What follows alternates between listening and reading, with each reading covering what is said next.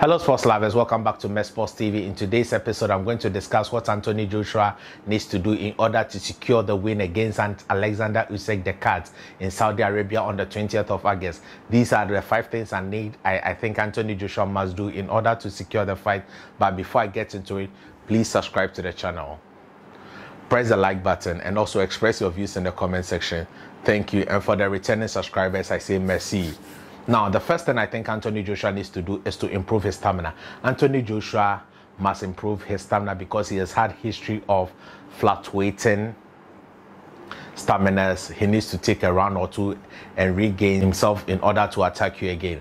But with the Oleksandr Usyk fight, who is a high operator, Anthony Joshua must keep the pace from the first round to the 12th round.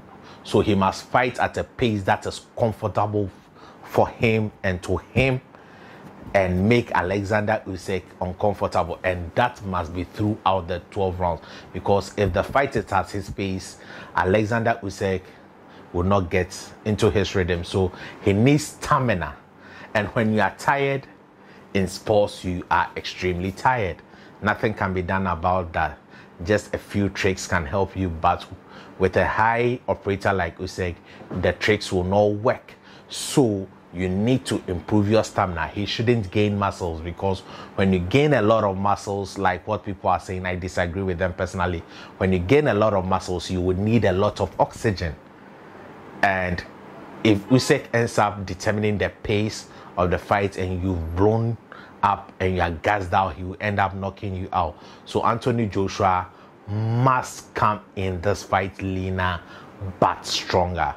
I think he he should come in just about 240, 241, so that he has a lot of air and oxygen to go through the 12 rounds. Second, I think Anthony Joshua must learn to cut off the ring better.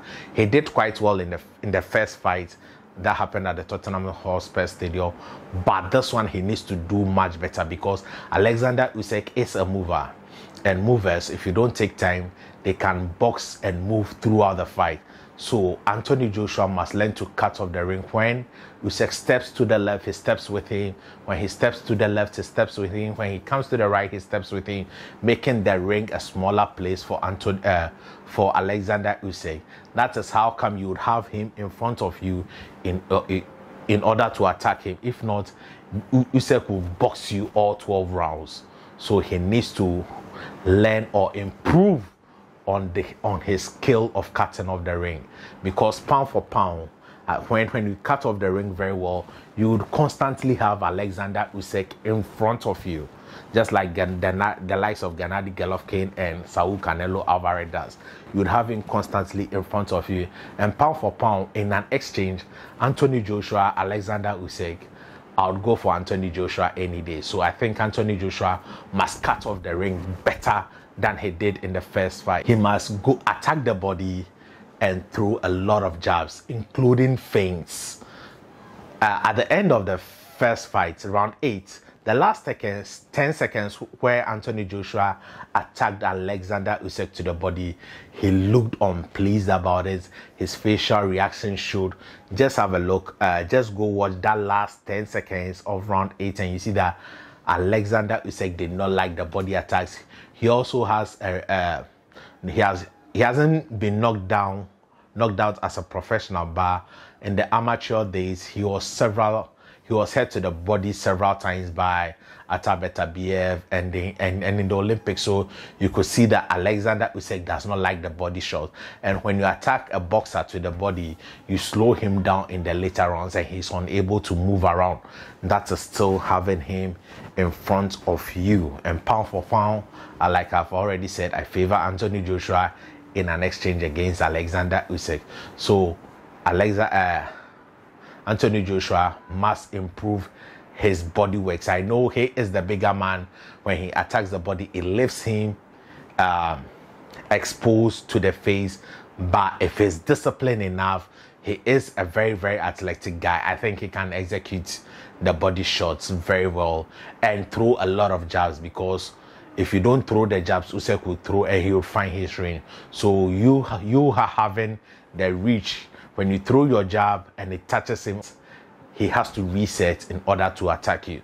So attack the body, throw the jabs, and include the feints, so that he doesn't know if you are adding the feints, he doesn't know that you are coming to the head or to the body. So this is the third thing I think Anthony Joshua needs to do. Anthony Joshua needs to do is to keep the distance and control the pace at which the fight goes.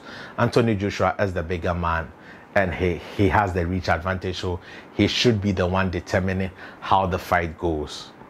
Yes, he must apply educated pressure on Usyk at his own pace, determine if we are fighting at a higher pace, it should be determined by him. If you are fighting at mid-tempo, it should be determined by him. If you are fighting at a slow tempo, it should be determined by Anthony Joshua.